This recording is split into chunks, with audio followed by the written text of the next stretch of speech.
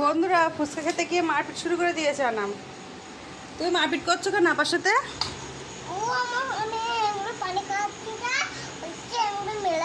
মেরেছে তো জগে মুখ দিয়ে পানি খেতে হয়। বেশি করে খাবে।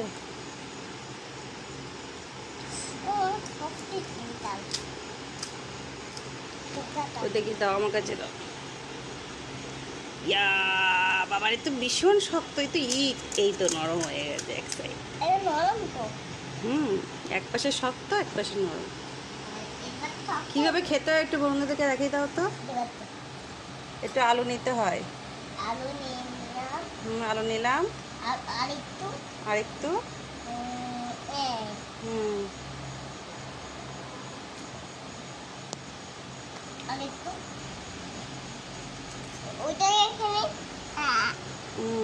বাহ বাবা